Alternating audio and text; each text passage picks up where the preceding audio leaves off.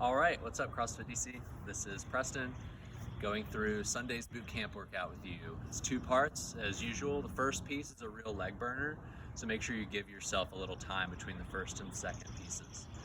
In the interest of giving you a nice short video, I'm just going to skip over the warm-up, but I encourage you to please look at and complete the warm-up. You don't want to come into either part of this workout cold. Get that heart rate up, get those muscles warm. So the first piece is going to be a four-time couplet involving the jumping squat and the jumping lunge. We're going to go up the ladder on one movement and down the ladder on the other. They're just going to be moving in opposite directions. You're going to start with 40 jumping squats and 10 jumping lunges. Then you're going to go 30 jumping squats, 20 jumping lunges, 20 jumping squats, 30 jumping lunges, and then finally 10 jumping squats and 40 jumping lunges. You will finish with a set of 40. That's right. So this seems pretty straightforward. I believe it's 200 reps total, 100 of each movement. But if you've been doing the boot camp specifically, I think it was either last week or 2 weeks ago, we had some dynamic work there. Some of the jumping squats and jumping lunges, you probably found that your legs really filled with blood. You got super tired. So let's work on pacing here. If you need to take a break within a set, that's fine, but try to move quickly from one exercise to the other. You don't want to get buried in transitions. So for the jumping squat, once you've gotten yourself warm, we just want full depth, your feet about shoulder width apart, sending those hips back, knees out over your toes, driving out of the bottom, full depth again. All right, 40 times. That's how you start. Shake it out, and then you're in lunges. Out, right, 90-degree angle here, the back knee's touching. Drive off that front foot into that standing start position. This is 2. So for lunges, one leg lunge is 1, okay?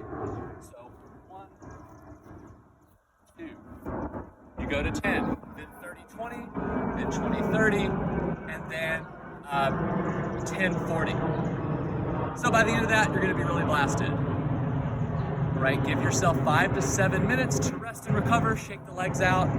You're going to need those legs to feel back to at least functional for the second piece.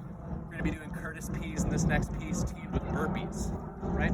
So once you're recovered, get a dumbbell, a kettlebell, or a backpack if you've been following some of Coach Chris's workouts, right? And whatever you have will work. If you're gonna use a dumbbell or kettlebell, we're just gonna go single arm today, right? So this can be a moderately lightweight. As you know, Curtis P's are pretty high rep movements. So we're gonna focus more on a weight we can move confidently and efficiently. So the workout it's gonna be, I guess you could call it 5 rounds, you could just call it a straight through. 5 Curtis P's, 10 burpees. 4 Curtis P's, 10 burpees. 3 Curtis P's, 10 burpees. 2 and 10, and then 1 and 10. I'm gonna finish with 10 burpees.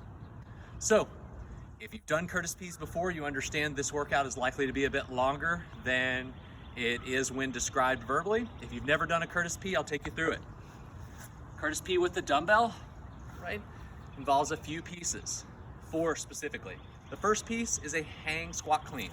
So for that hang squat clean, I've got my feet about hip width apart. I'm gonna send my hips back, and I jump, pull myself underneath into a full squat, stand tall. Then I'm going to lunge with my left leg, stand, lunge with my right leg, stand, and then push press. So dip, drive with the legs, and I'm locked out. When I return back to my shoulder, that is 1 Curtis P. I'm doing 5. So I'll switch hands now and start the second rep on my opposite arm.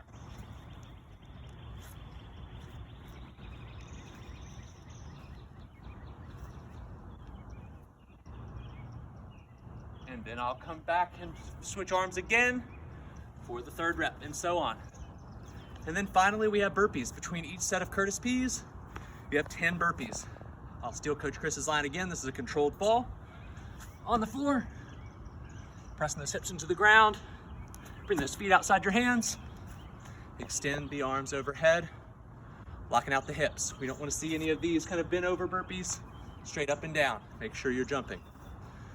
So I would encourage you to start this one kind of slow. Your legs are going to be gassed. You don't want your first set of burpees to really take all the wind out of you either. These Curtis P's need to be done with control. When you get to your fourth set, or your set of 2 Curtis P's and 10 burpees and then 1 and 10, that's when you start speeding it up. You're not gonna be on the dumbbell very long.